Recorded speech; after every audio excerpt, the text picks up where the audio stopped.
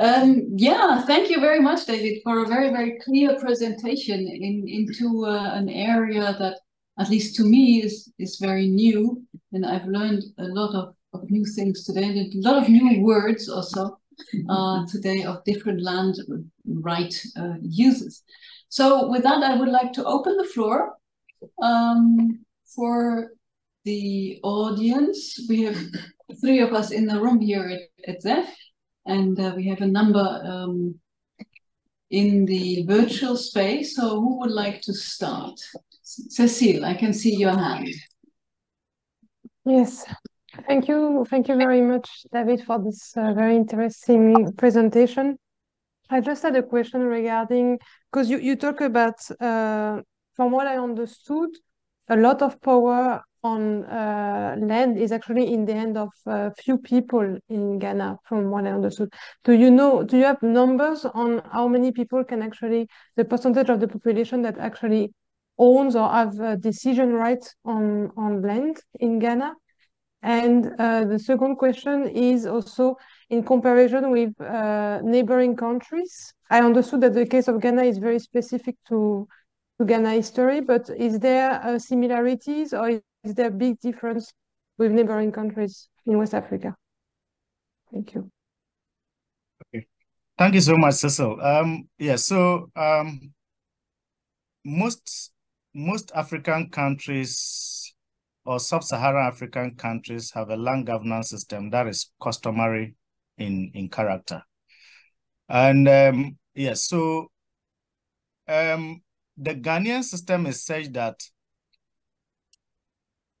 like I said, 78% of the land is in customary allodium. What it means is that either a chief or a first settler has the ultimate authority over land, right?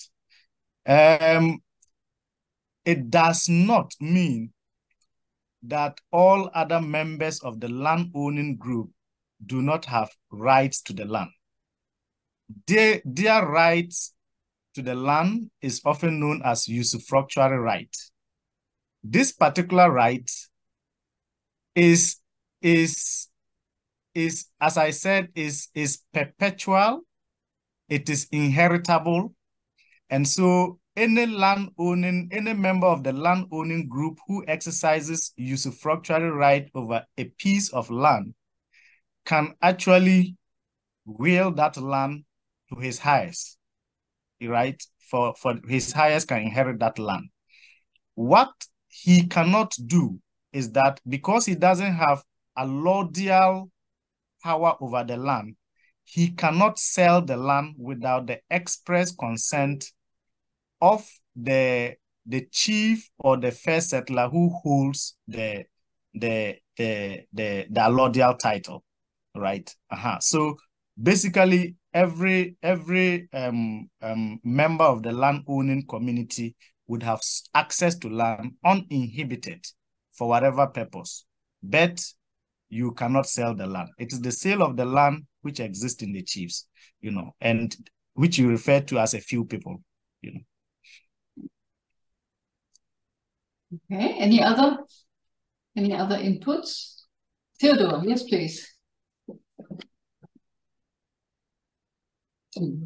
Thank you very much. I think, yeah, we can hear you. Yeah. Okay, great. Thank you very much, David, for the wonderful presentation. You've spoken a lot of legal jargon, and I want you to. I'll be happy if you can speak a bit as to what really happens. It seems you are looking at. You've presented what could be or what should be from the legal side, land ownership, land title, and all that. But I understand that in practice, it's quite different when it comes to owning, selling land. If you could speak to that, and also when you say that the land is in the hands of mainly family heads and chiefs, particularly with the family heads, is there a legal, now going back to the legal, is there a legal document that says that this person or so is the family head and so has the legal access to sell or to give permission for use or for another person to sell the land? Is there something like that, a document, some legal documentation, or that is also it's by popular acclaim by the family or the group or the clan or so? I'll be happy if you can speak to that. And also third point, you did mention the difference when it comes to how land is managed within the Akan areas in comparison to, let's say, the north, and particularly since our projects are in the northern part of the country, then it's quite different. If you can speak to how this difference affects particularly people who get land to farm on and all that. Thank you. It looks like I've asked a lot. Yeah. Yes, that's actually a lot, but I'll try to my best to respond to all of them. So the first one had to do with issues of sale of land and all that, and whether there is any legal document to back heirs of families when it comes to the sale, allocation of land and all that. Yeah, so the main document that empowers heirs of families to deal with land sales and all that is known as the Head of Family Accountability Act. So there is actually a Head of Family Accountability Act, which these heads of families draw their powers from. And as per this piece of legislation, if members of the family are not happy with the sale of a particular piece of land, and they decide to go to the courts, the courts would require that they exhaust all legal means, all customary means of resolving the issue before bringing it to the courts. The second part is that all members of the family must actually sign onto the petition to the court in respect of the particular piece of land, which is quite a difficult thing to do, to get all members of the family to sign onto a particular petition to challenge the sale of land or to request of the head of family to account for a particular piece of land.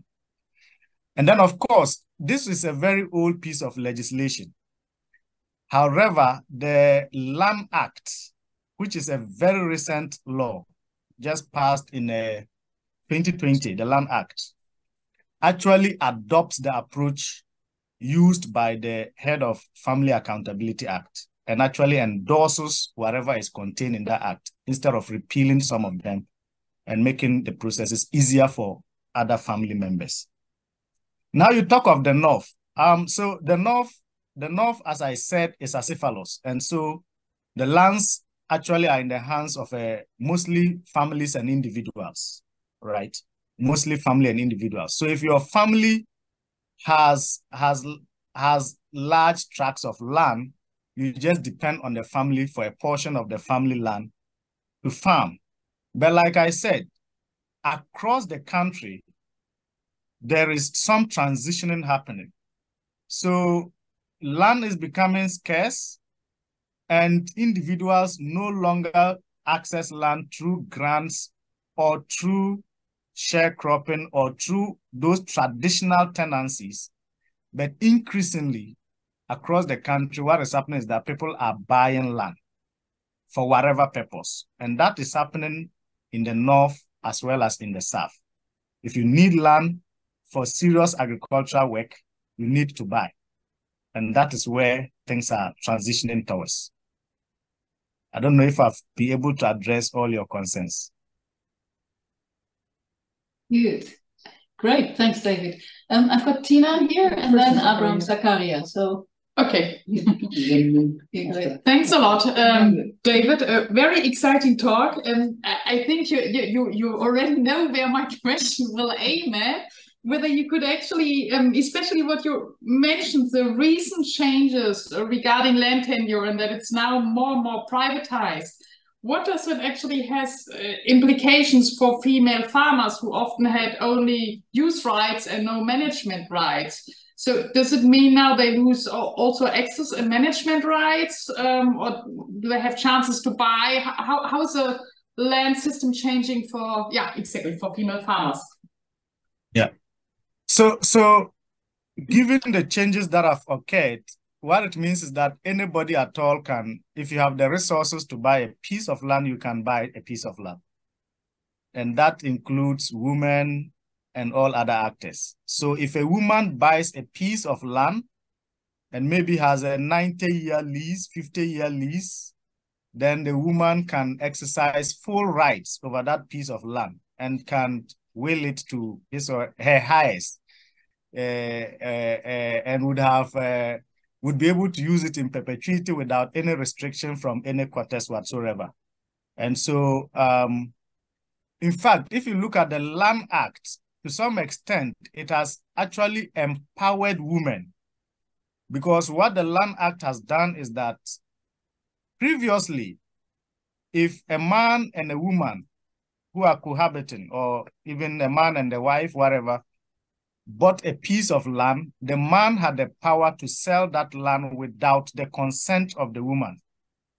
Now, what the Land Act has done is that even if you are in a polygamous marriage and you buy a piece of land, the land must get the man must get the concurrent consent of all his spouses to be able to sell any piece of land that is acquired.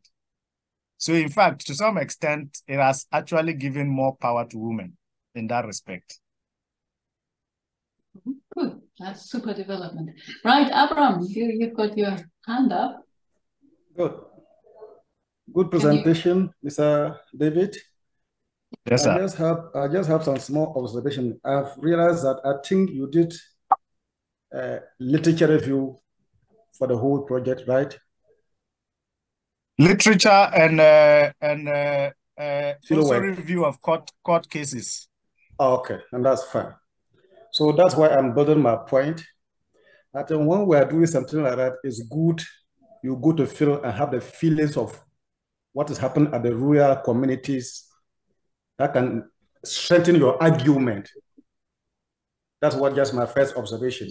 And the second thing, okay, as Tina said, in terms of the land issues and with the woman rights and all that, you did mention purchase of land. So which purchase of land are you referring to? Is it farmland or house land? Because my little reading about this tenure system is that in terms of purchasing land, if it's in terms of infrastructure development, let's say a business, or you are going to build a house, you can purchase the land through the chief or at land commission.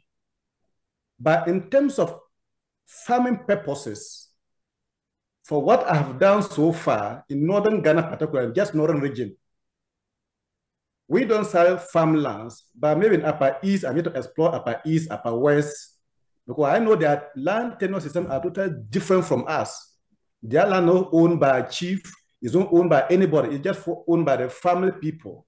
So they can sell the land, they can also dispose to any person at all. So I was thinking maybe if you could have go to details and explore and see, okay, if it's in northern Ghana, what pertains in northern region, are they selling lands? If they're selling land, is it house for building or for agricultural purposes? The same apply to Upper East, Upper West, Savannah, because as you have rightly mentioned, in southern part of Ghana, people purchase farmlands and own it and register it for their own purposes, which is totally different from in the northern part, especially northern region. So maybe I'm just adding some, if you can still go further, maybe that could be additional information for further future purposes, because these are already been published. And you also later mention land bundle of rice. Yes, that you are right. Yeah. The bundle of rice is just under the customary land tenure system, not under the legal regime, why some people call it de jure and de facto rights.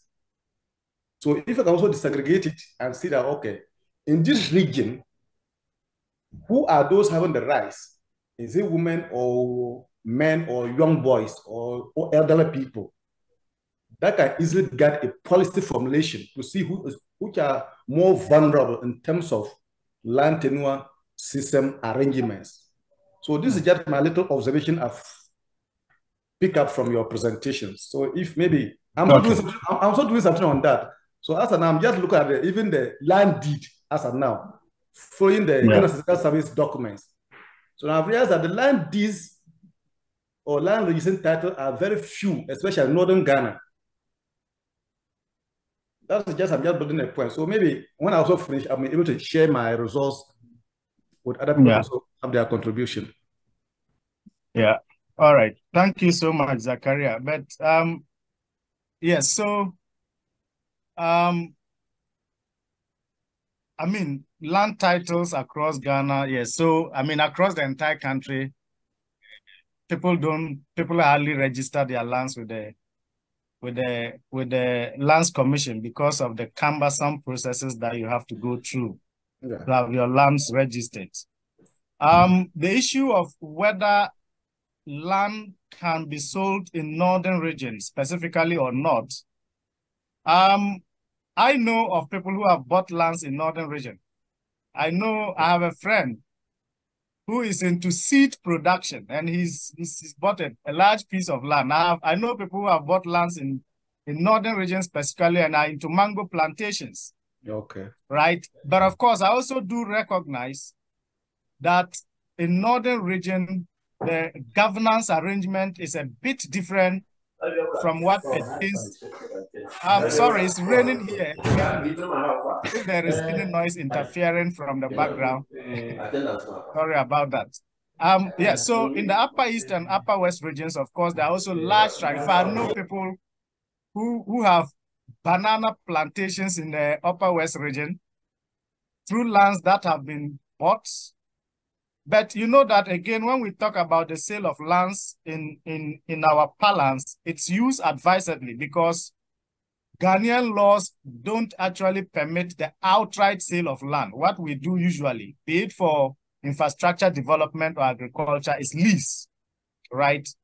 And just that once land is leased, if you lease a land to me for 90 years and I acquire all the necessary documentations over the piece of land, and I erect some hotel on that piece of land, I wonder how that land could ever get back to the land-owning group as their property, you know, unless you, I mean, the laws permit that they can do re-entry, but I wonder how you can do re-entry onto a piece of land which has been acquired and perhaps a hotel erected on it or some infrastructure, you know, or some tree crops actually erected on it. So yes, let's see how your research, the results that will come out of your research. But I am convinced, I know for sure, that land is also sold in northern region. Yeah. Right. Thank you. Yeah, that was one of my concerns also, whether land can still be sold when it is so well protected against sale. I've got Peter as the next speaker, questioner. All right, David, thank you so much for the presentation. I enjoyed it. And since you are from Ghana, we understand the perspective so well.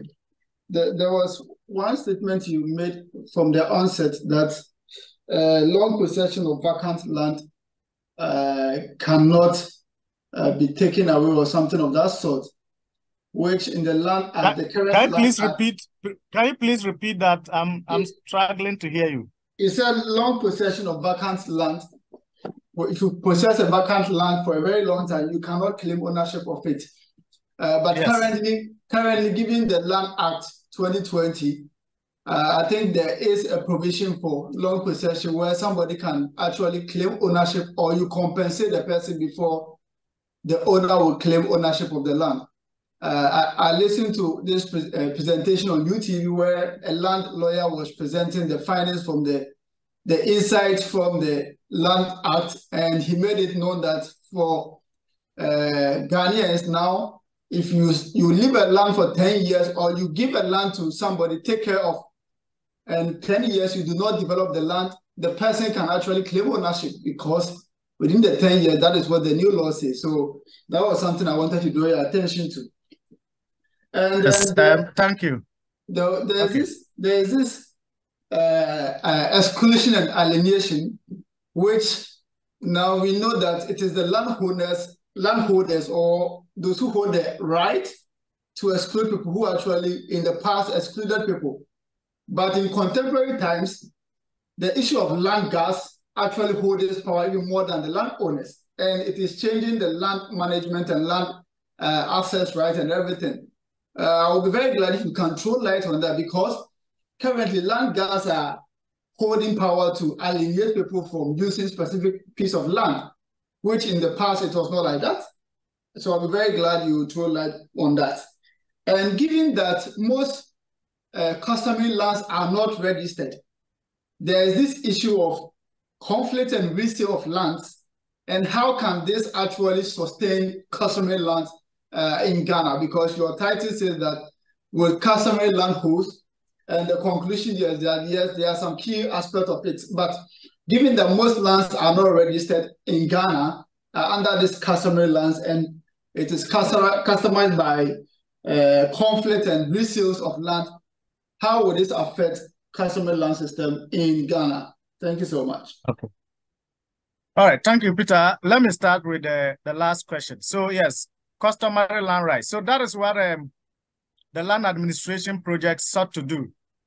And through the establishment of the customary land secretariats, what they tried to do was to delineate clearly the boundaries of various customary lands across the country.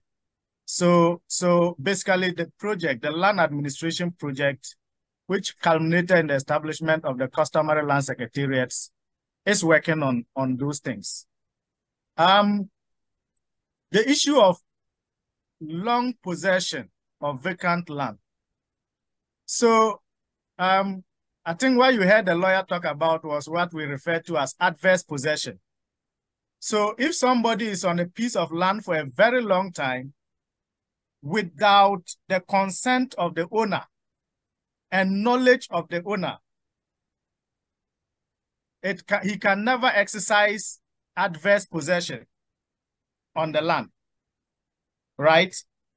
But if you know that somebody is on your piece of land and you make no effort to take ownership or to claim ownership of the piece of land, and you allow the person to exercise ownership of that piece of land and use the land for whatever purpose the person wants to use it for 10 years, then the person automatically can claim ownership through what the law says is adverse possession, and the courts will recognize that. But that you only get to that stage when the landowner becomes aware that somebody is exercising some rights over his land.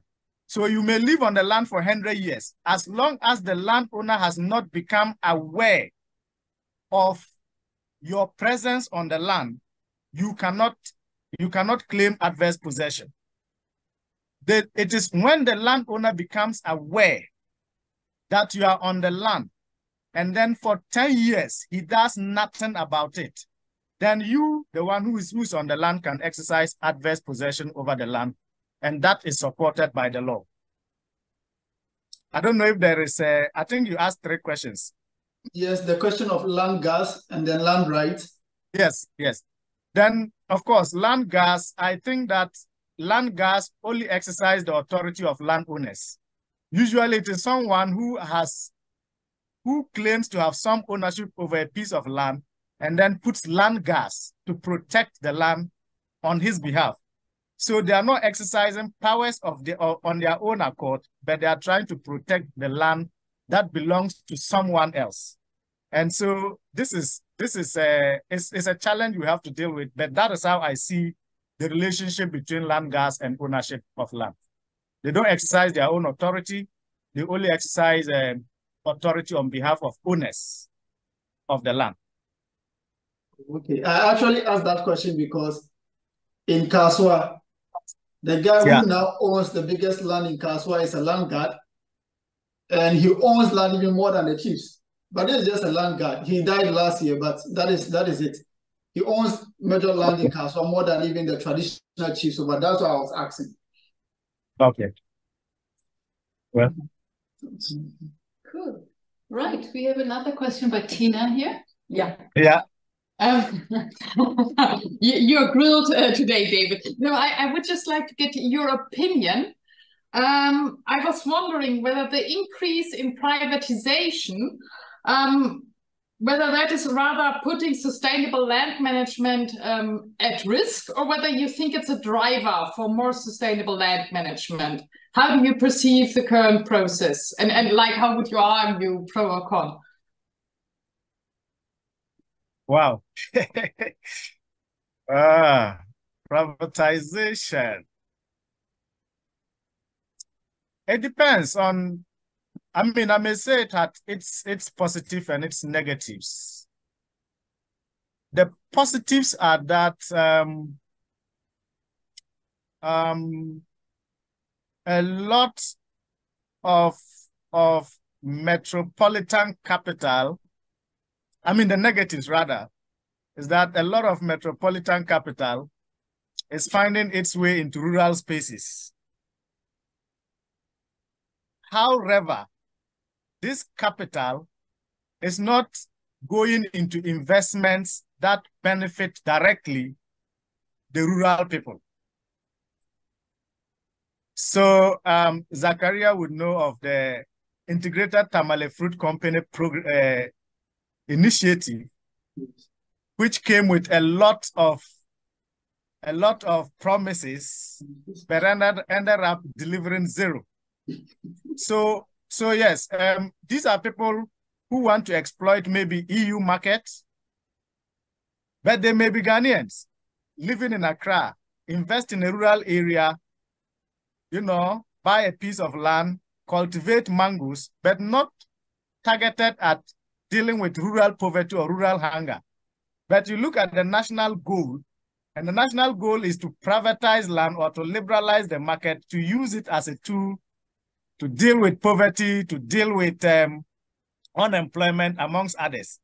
But these people will come, they don't do labor-intensive agriculture. A lot is going into mechanization, so you don't have direct labor. But if you have labor, not so much. So they mechanize, they harvest, and then it's for the EU market or for the American market. And so the food is not for the local market. Increasingly also, a lot of this money is going into tree crops. So you have cashew farming, you have mango plantations, you have bananas, you have and all kinds of fruits, you have cocoa, you have rubber and all that. So it is not going into the everyday food needs of the rural people. So yes, it has its positives, but it also has its negatives. And I'm unable to say directly whether it's driving sustainable land management or not, you know, because I mean, again, a lot of virgin forest is often cleared to cultivate, if you like, a uniform kind of tree plant or crop in an area, a large and extensive area, you know. Thank you, David. Are there any other questions from the audience? If there is, yes, Zakaria, Abraham, another question from you. With regard to what David just spoke about, the implication of land rights on the sustainable land management, yes, it's right. It's how both negatives and positives. For instance, I talk about integrated fruit company in Tamale here. Most of the times, these big NGOs or individuals, they acquire the land through the chiefs. And they don't acquire small land, they acquire more than 100 acres. And when they acquire these lands, they clear everything, all the economic trees and all the shelter that also help the soil to revamp or to get its fertility. They'll clear everything, only that tree crops. And that is not helpful for our soil.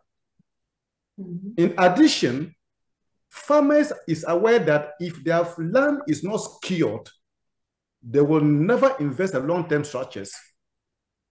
For instance, recently I did a pre-test for my survey instrument, and I just asked the farmer whether he will be willing to apply manure into his farmland if the land is not secured. He said no. I asked him why. He said yes. Before he can reap the benefit of the manure, it will take more than 5 years. So what about if I invest or I bought the manure, a huge sums of money, and put it on my land, and the following year the person said he need the land, then what's the value of my money? So in terms of this land tenure security, in relation to sustainable land management, it's a key area we have to tackle at all costs. As you have rightly mentioned, if we cannot achieve the legal way of accessing the land, but the customary land rights should have a time frame. A person must enjoy the land before they will pick it up and give to the different person. And what I also want to contribute to David's part is that I think we should try to look at the urbanization and land tenure system, because you realize that most of the times the land tenure insecurity are always higher in urban centers, because that place the chief said the lands to people to build their houses, to build business centers. But in the typical rural area, nobody's care. The land is free. Anybody can go there and farm, but you don't own the land. It's for the chief. So I think as time goes on, we even need to incorporate urbanization to sustainable land management and land tenure systems. I think that will help us to improve the welfare of everybody, not even only the farmers. Thank you. Thank you, Sakaya. Yeah, so I think to some extent it's more a comment than a question. So. Yes, and I think now to some extent Zakaria has confirmed that there is some sales happening in the Tamale area with the integrated Tamale fruit company, one we just spoke about, right? Yeah, it's happened, but there are mostly land grabs. They grab land. For instance, we have IWAT. They grab land more than 100 acres. And the community are wailing. They are crying that they have cleared all their land. They clear all the economic trees. They can't pick shana trees again. They can't get baobab trees. Meanwhile, when you look at the projects, it's not sustainable. As of now, they are folding up. And they can't find the economic trees back again. And they are not planting trees to replace them before they leave. Right. Okay, David, how are you doing? Can you still take 2 more questions? Yes, please. So we've got Theodore, and then we've got Alex with the last question. Theodore. Yeah, thank you very much, David. Just a quick question this time. In conclusion, how would you advise to improve land ownership? Because I know that the process takes so much time in Ghana, but even within the customary level, and like Zakaria mentioned, for farmers to invest long-term on the land, there has to be some form. If they know that they can be on the land for a longer period of time, then they can invest a bit more inputs there. How do you think whether different kinds of ownership or land ownership processes can be improved within the Ghanaian context, and perhaps particularly northern Ghana? Well, my view would be that a lot of things in Ghana are still too centralized, and that is our major problem. I don't see why I should buy a piece of land in say Tamale and have to process. Well, you may initiate the processes of getting the land registered in Tamale, but the document would have to be eventually issued from Accra. Why can't everything be done in Tamale? And if you are not in Tamale, let's say you are in a rural part of northern region, you have to come to Tamale to start the processes of getting land registered with the Lands Commission. And I think that, again, one thing I have advocated, particularly for the Ghanaian space, is that we may need to start to do agricultural zoning and allow the districts to register lands that have been acquired directly or purposely for agriculture. This should not go to the national level. The actors are at the local level. They know each other. They can adjudicate their own issues and have amicable solutions. And there's no need why a farmland acquired in remote parts of northern Ghana should be registered in Accra, and that kind of thing. So yes, one, let's decentralize the processes and allow the district assemblies to do that. And then two, the assembly should start to think of how to do agricultural zoning and zone out specific pieces of land for agricultural purposes, which can be sold. They themselves will then know the lands. As soon as it's sold, they are able to follow up and get it registered in the name of the person who is buying it. And so it becomes a local affair. Hey, super. Thank you. Alex, maybe you can quickly turn on your camera. Super. Thank you. Yeah. So I wanted to ask a question about, there's been a lot of mention about land purchases, and there's mention of these private companies, big corporations that enter into landscapes and then procure large tracts of land. So I wanted to get your reflection on that.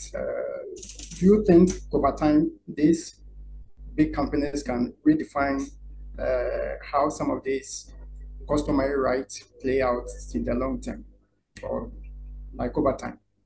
Because I know I know some examples in Ghana where some companies, certain African Plantation for Sustainable Development, they went to Satebubu and then got some lands for their plantation for paper and pulp production, and they ended up excluding even the local people from accessing the land. So I wanted to get your reflection on that, whether some of these big companies can enter into these territories and then even redefine how some of these customary rights play out. Yes, so thank you, Alex. So the issue is that it's not just companies, even individuals. Like we said, I mean, we have wealthy Ghanaians, sometimes in partnership with people who are not Ghanaians, sometimes acting alone, also buying large tracts of lands across the country for different purposes, And the point is that as more and more land is taken from an area, then it means less and less of it is available for use by the people of the area. And so if your community lands are being sold out to people to invest on, then what it means is that as community members, what is now available for you to use, and in fact, sometimes some of the community members lose their own lands through that process, right? And once you lose your right through your land through that process, what it means is that your use rights are taken away, your access rights are taken away, your management rights are taken away, right? And of course, your exclusionary rights are taken away because the one who has the power to alienate the land has exercised that power. So be it individuals, be it companies, and in fact, states, some states are also involved in the buying of large tracts of land. It all has similar effects on the long term. In the short to medium term, I think the effects are not that much, but in the long term, it is expected that these things will start to create a lot of problems for various land users who are from the customary land owning groups. Thank you so much, David. I see no more hands, neither in the room. Thank you so much, David, for your patience to all these questions, for your very elaborate responses, for the clarity of your presentation. And thanks everyone for being here until 8 minutes past, 10 minutes past. So we have shown some stamina, and thank you very much, David. I look forward to seeing all of you and more at the next colloquium on the 2nd of November.